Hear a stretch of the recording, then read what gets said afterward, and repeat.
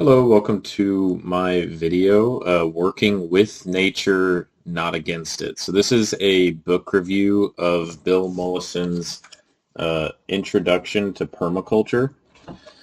This is an incredible book. It is not super in-depth, I would say, so it's not like the Permaculture Designer Manual. That is a huge book that's like 500 pages, I would say. This is a very good introduction into the design philosophy and the ethics of care that go into permaculture.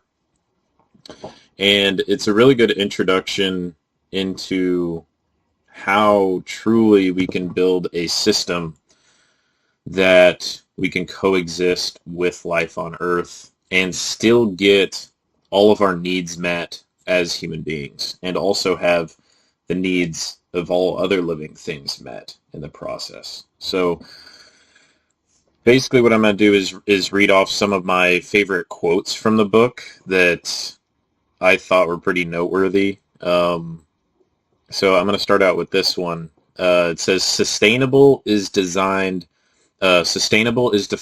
as a system which over its lifetime produces energy equivalent to or in excess of what it consumes. So this is pretty foundational. So it uses sustainable here. I know that people in the permaculture community don't really use that anymore. They kind of see it as a little bit of a bad word, so to speak, because sustainable is used in a million different ways. It's kind of like saying something is green. You know, what is that exactly? I'm not even sure what that means. I mean, it's definitely a color, and I guess you could say, oh, it has to do with nature and the earth.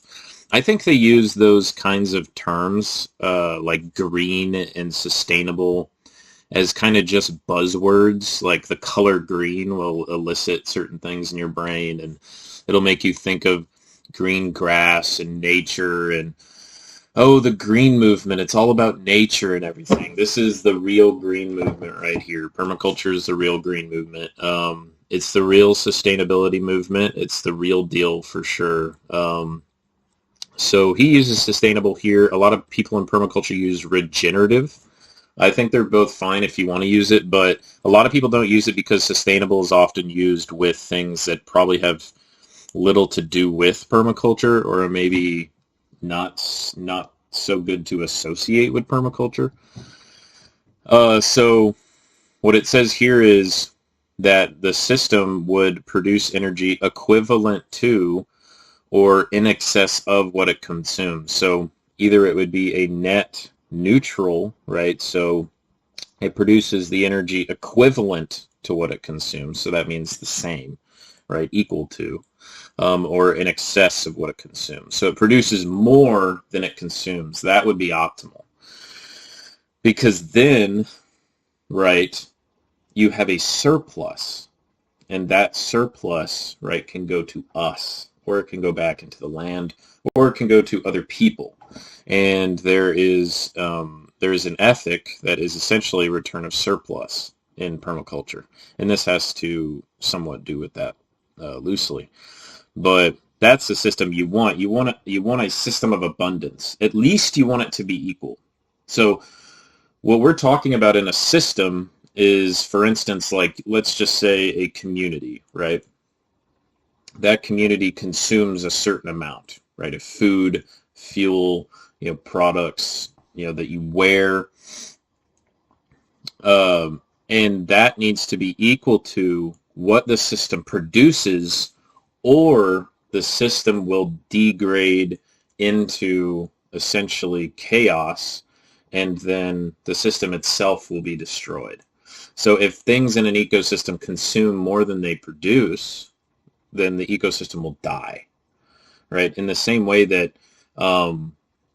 for instance, if your body consumed more cells than it made, you would eventually have no more cells, right?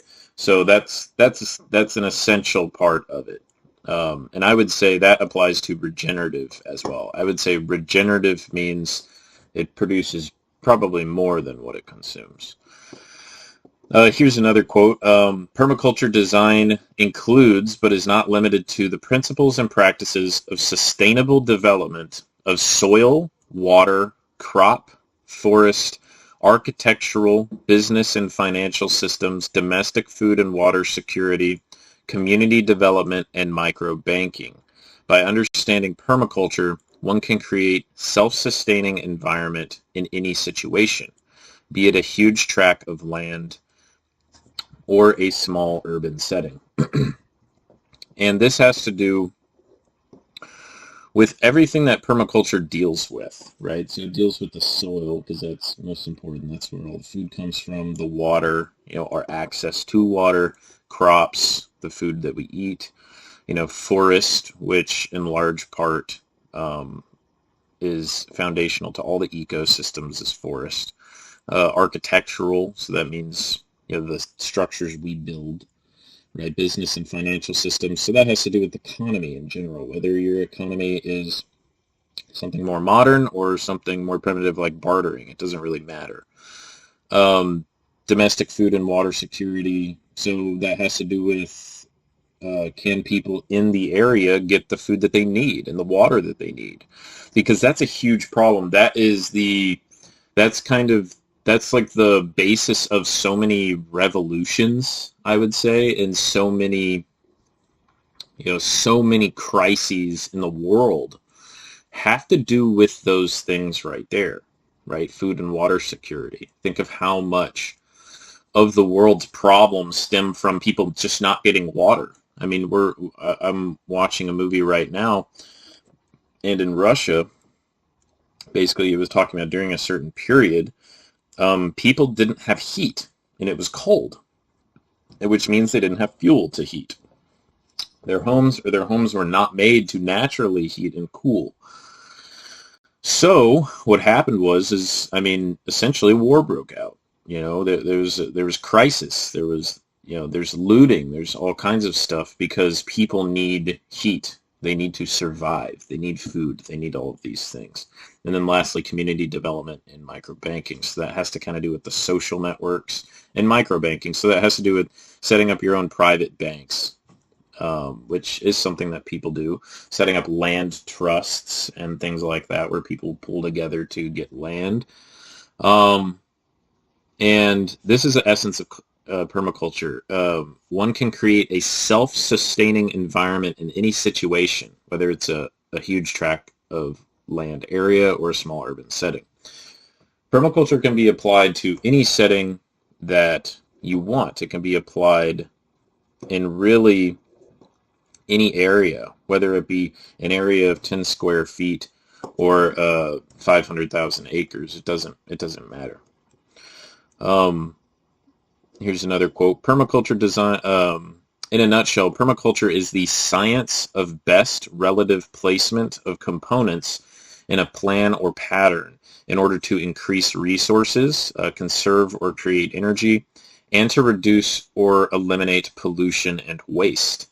Permaculture is an information-rich, interdisciplinary study enabled by the bridging of ancient and up-to-the-minute technology. By embracing new information and technological advancement, permaculture advances as a dynamic process. So this is another great point. Best relative placement of components in a plan or pattern in order to increase resources, right? Conserve energy, conserve or create energy, and to reduce or eliminate pollution or waste. And this has to do with placing elements in this system. So an element could be a chicken, right? An element could be this micro bank, a private bank that we're talking about. An element is, the house. An element, all these different elements come together, and the way that we place them is based on how elements are placed in nature and the relationships that they have with one another and the characteristics that they have with one another.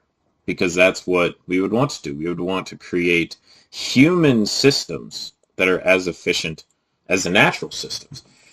And to me, that just seems so obvious whenever I was reading it. I was like, well, duh, obviously, right? Because our systems now are seen as efficient, but they are efficient in a mechanical sense. They're efficient in a kind of physics sense. So yes, we have very efficient machines, but are they as efficient as the biological machines in nature? I think one day they will be, when we further technology to a certain point. I think we will have essentially almost as complex or just as complex synthetic bio-machines.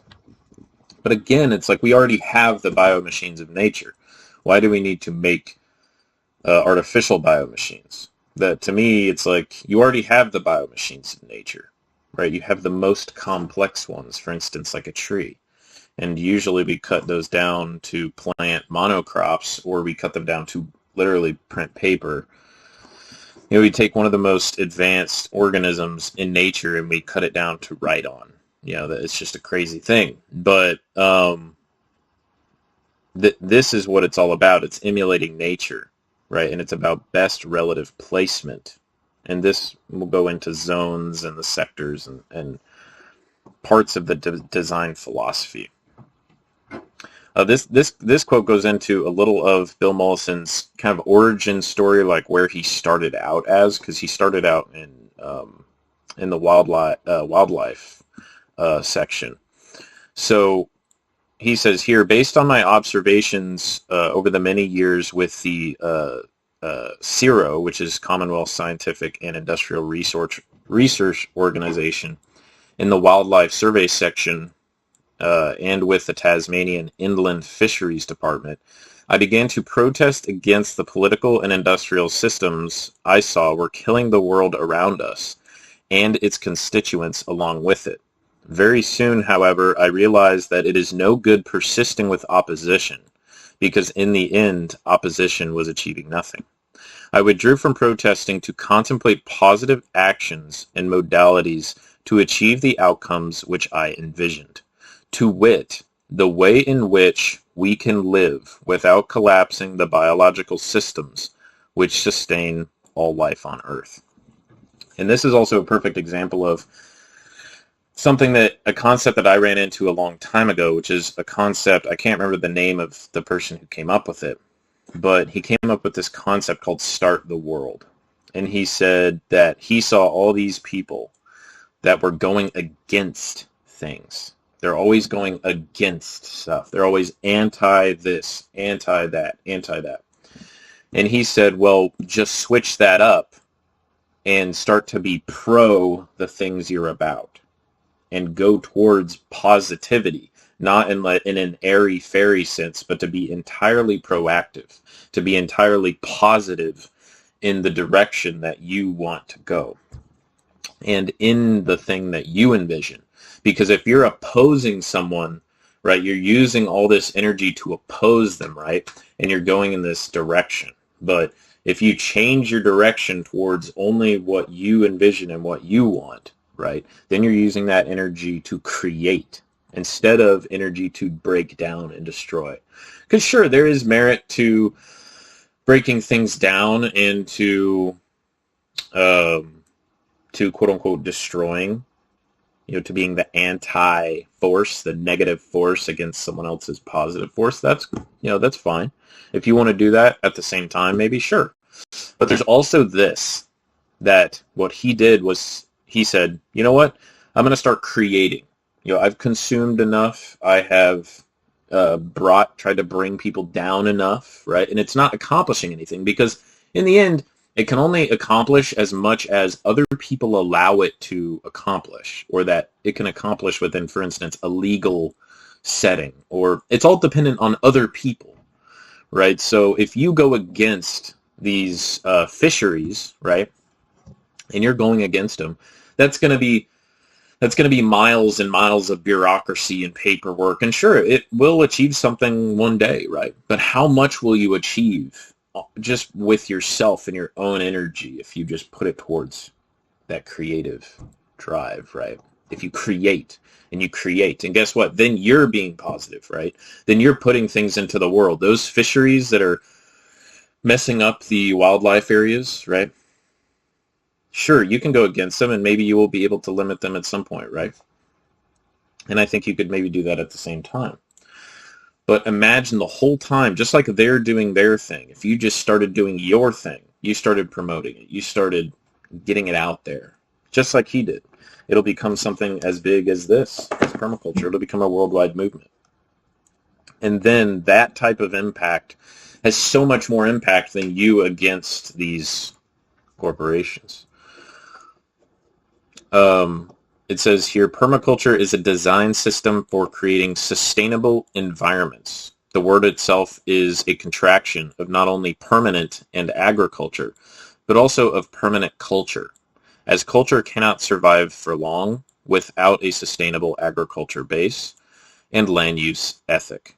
So this is super important because this is where I started to see and started to get my vision for New Eden, for what I was doing, for the thing that I was envisioning in my mind. This is what started to really set it into stone. What I was imagining is a permanent system, a permanent culture. And this deals with permanent agriculture, but also permanent culture as well, as it says, because you can't have a culture without a sustainable agriculture base and land use ethic. So ethics around how you use the land, and then an agriculture base, which is, how you grow the food, how you get water, how you get resources. So this set into motion my kind of a foundation for the integrated natural living system. This right here. Because I started to think, what would be a truly permanent culture? Because you see permaculture all over the place, and people use it in different ways, and it's used in different contexts. And I thought, what is the permanent context? What is this truly permanent culture? And that got me very interested in permaculture, and then it led me on this path that I'm on now. This is another quote. It perfectly explains the philosophy around it.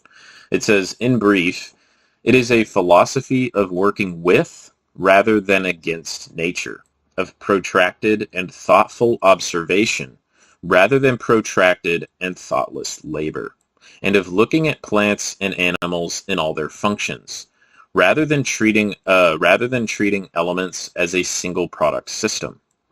I have spoken on a more mundane level of using Aikido on the landscape, of rolling with the blows, turning adversity into strength, and using everything positively.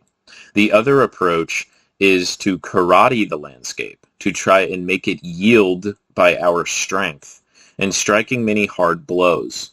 If we attack nature, we attack and ultimately destroy ourselves. And using karate, this perfectly explains it, because this is what it boils down to. It is a process of working with nature or against it.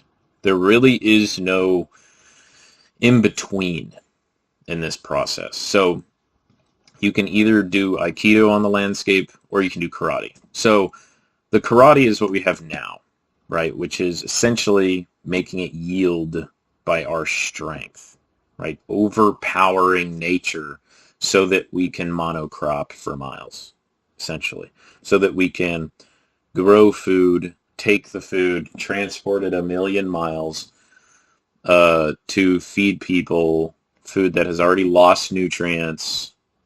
And all of this is fueled by fossil fuels, right, which are a finite resource. That's karate on the landscape.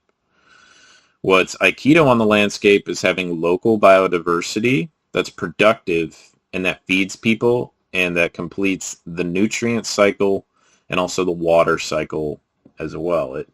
The whole life cycle, all the biological systems are taken into account, and we feed ourselves from the land that we live on.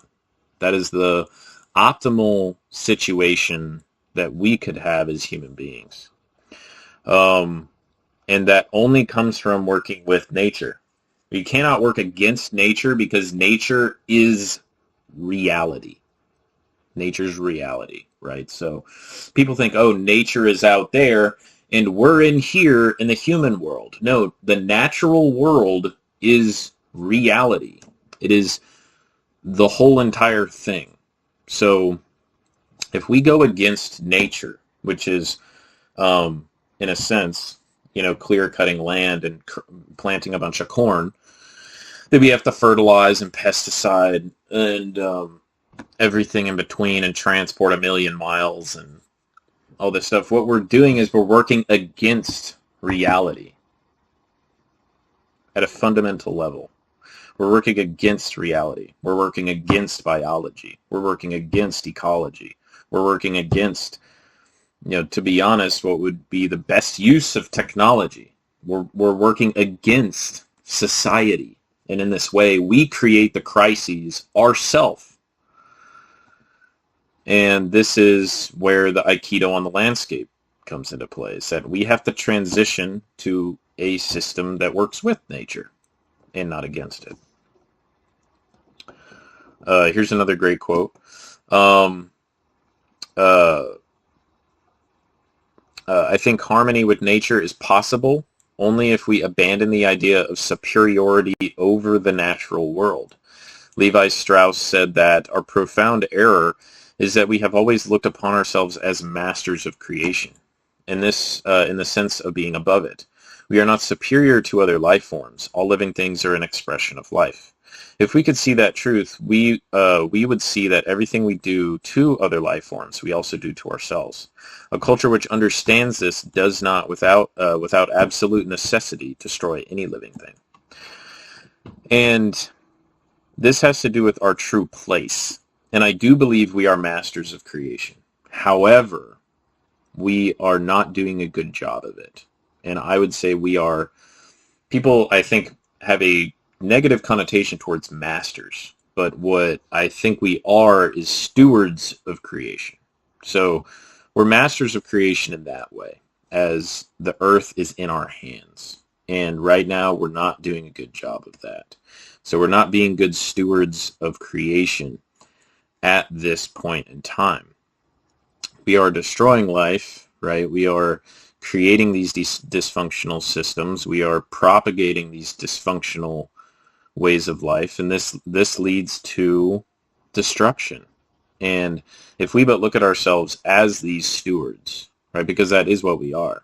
It's not only stewards of nature, it's stewards of a reality. It's stewards of reality, and it says here what we do to other life forms and to the planet, we do to ourselves. And this kind of fractals into the future to our children and their children and their children after them, like branches on a tree, is that it extends out. So if there's rot on this branch now, that goes into the future infinitely. And what we do now goes into the future in a fractal kind of way. So if we're doing all these things now, that will affect future generations for a long time. This is another good quote. In all permanent agricultures, or in sustainable human culture generally, the energy needs of the system are provided by that system. And this is a perfect example of it. So the energy needs of the system are provided by the system. The energy needs of the system are not provided by a whole other system over here, right? Because then what provides the needs for that system? So that's how we are now. The energy needs of our system are not provided by our system.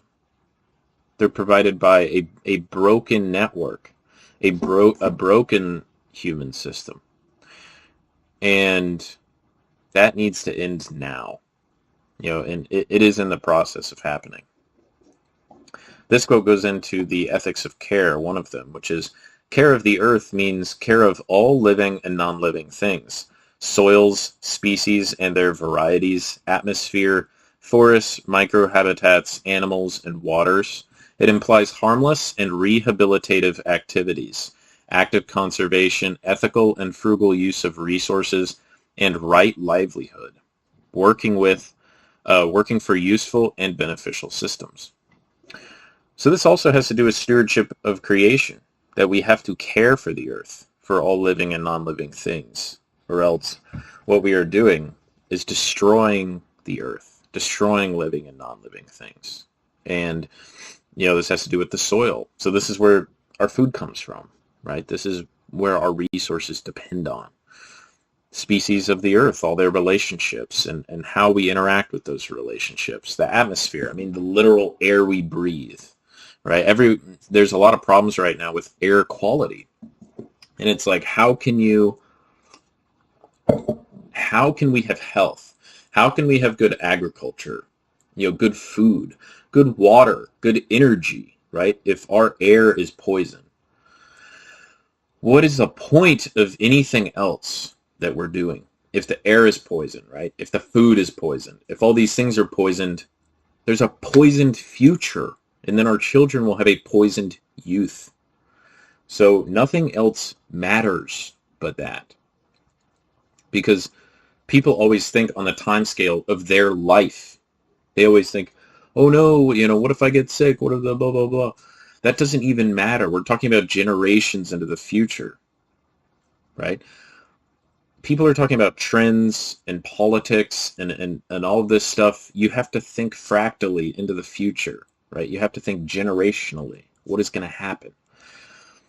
And if we can get onto something like this, we can have a good future for people, right? Where we have clean air, right? Where we have healthy soil, where we have good relationships with all the plants and animals, right? Where we have a good habitat for ourselves that makes us healthy and that gives a good life to future generations, right? Where our water is clean, our air is clean, things that are actually important.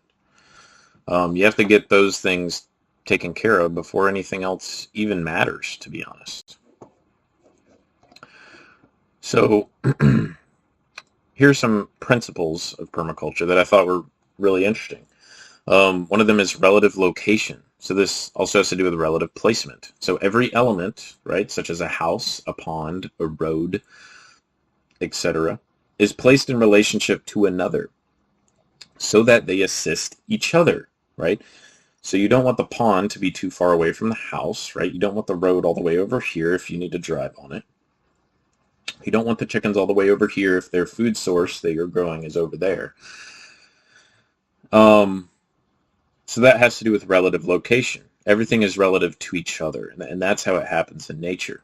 So another one is each element performs many functions. So we don't look at elements as only serving one function, which is how we do in modern agriculture, how we do in society. We have a very one-dimensional model. I call them the mono models, like monoculture, right? And I would say we have monomedicine. We have all these mono models in modern society. But in this system, each element performs many functions because that's how it is. That's the reality of the situation. Each element, no matter where it is, you're an element in the system. They all perform many functions. Each important function is supported by many elements. So this is another one. The other elements in the system support those functions. Efficient energy planning for house and settlement. So this has to do with zones and sectors. So this has to do with the zones of activity, right? So where do you go to most often? In your yard or in your house, right? And then the sectors have to do with, for instance, the wind sector, in what direction the wind is coming from. Where does the sun rise and set? You have all these sectors that you need to plan out for your house. Emphasis on the use of biological resources over fossil fuel resources. So there are ways that you can actually get gas from, for instance, a compost pile, right? Or from degrading biological material, you can make essentially oil, right, for fuel. Another one is energy recycling on site. So both fuel and human energy, right? So you want to recycle the energy just how it is in nature so that you consume as much as you produce. You don't want that to be off kilter because that leads to chaos and destruction. Another one is accelerating natural plant succession to establish favorable sites and soils. So this has to do with the natural changing of plants as the ecosystem develops. And this is not taken into account in modern agriculture at all. And it's what the ecosystem depends on. Another one is polyculture and diversity of beneficial species for a productive interactive system. So there has to be the biodiversity there, just like there is in an ecosystem. Those are a lot of those principles to me. Those are the principles that give us the basis for designing things as nature intend them to, because that's how it works in nature. Everything is placed relatively in nature. Everything is relationships in nature. It is just a bunch of relationships. And that's what it boils down to. Each element performs many functions. Each important function is supported by many elements. There's efficient energy planning, right? Everything is efficient in nature, down to a tree, right? And the way that the tree actually gets water to the top of the tree and to the branches. Using biological resources over extracting fuel from the ground, literally, essentially the blood of the earth, literally drilling into the ground to get oil. Nothing in nature does that, really. To some degree, some animals, may dig or do certain things like that, but it's pretty ridiculous that we would use those things over maybe things that we could produce ourselves. Imagine if we could produce our own fuel, produce our own oil in a regenerative context, right? So you can kind of begin to see what this design philosophy is really going towards.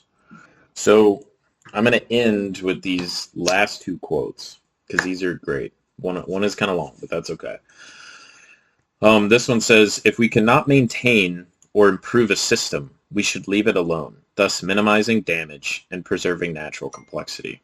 If we do not regulate our own numbers and appetites in the area we occupy, nature will do so for us by famine, erosion, poverty, and disease. What we call political and economic systems stand or fall on our ability to conserve the natural environment. Closer regulation of available land plus very cautious use of natural resources is our only sustainable future strategy. Perhaps we should control only those areas we can establish, maintain, and harvest by small technologies as a form of control on our appetites. This means that settlements should always include total food provision, or else we risk the fatal combination of sterile city and delinquent landscape, where city, forest, and farm are all neglected and lack even the basic resources for self-sufficiency.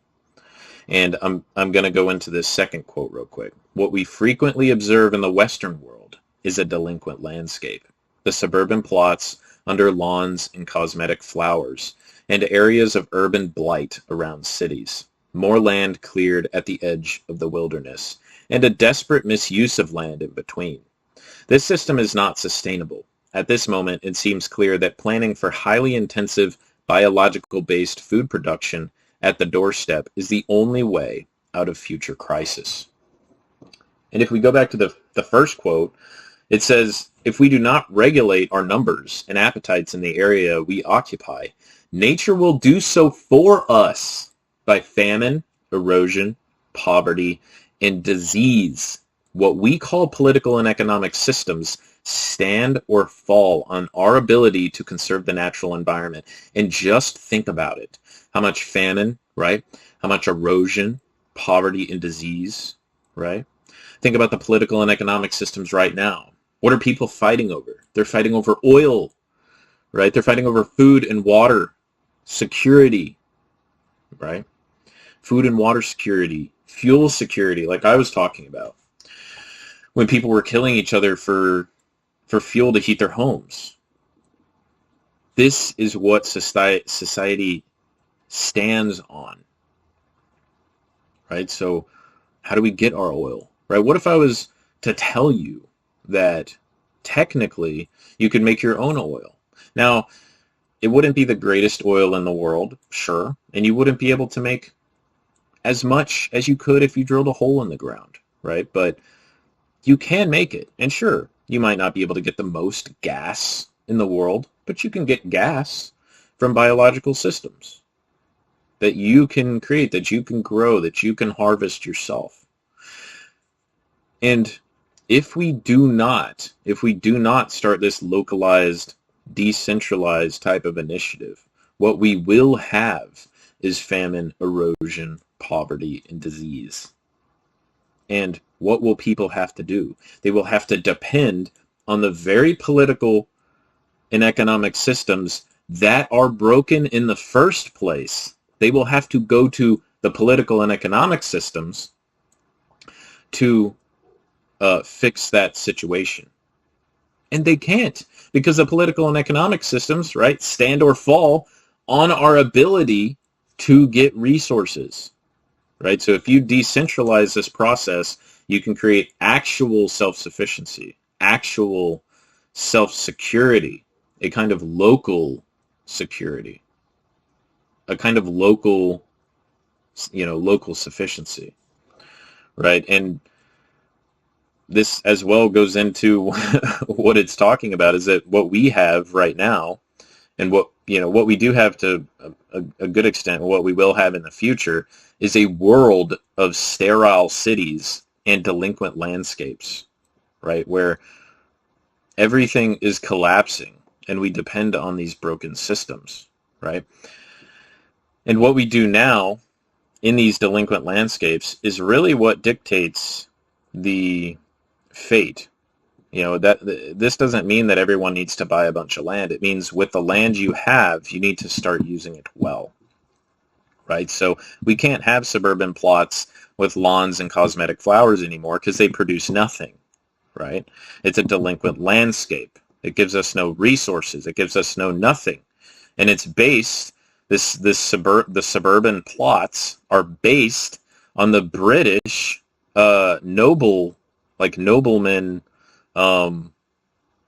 landscaping, where the wealthy people, right, would manicure their lawns with their servants and do all these fancy things to make it look nice. And that's where that comes from. That comes from Britain, where they used to do these things on giant estates, and they would have servants, right, of course, because no one else would do that besides servants, produce an entirely unproductive landscape that looks nice, and that would display their status and power. But we can't afford delinquent landscape anymore. This is what people can truly do, is they can create the opposite of a delinquent landscape on the land that they have. And that's the best thing that people can do, is start to use these things on their own property. Or else what we will have is, a combination of sterile cities, which is in large part what we have now, and delinquent landscapes, where it says here, city, forest, and farm are all neglected and lack even the basic resources for self-sufficiency. So this really drives the point home that we need something like permaculture. And that's why I love this book so much, because it provides an incredible introduction into a very practical and very grounded way that humans can start designing how they get their resources. And this is why I would recommend it to everyone. But yeah, that concludes the book review. If you want to go check out my channel, I have some other videos. Permaculture is a big part of the system that I've created, called integrated natural living, where it actually places permaculture and other elements that I believe integrate very well together, so that we can create a more grounded, a more natural, a more integrated future. But if you're interested in that, definitely go check it out. And I'll definitely be posting more videos like this. I think I'm going to do more content like this that's more stream of consciousness, that's kind of more free form. But yeah, anyways, thanks for watching. Have a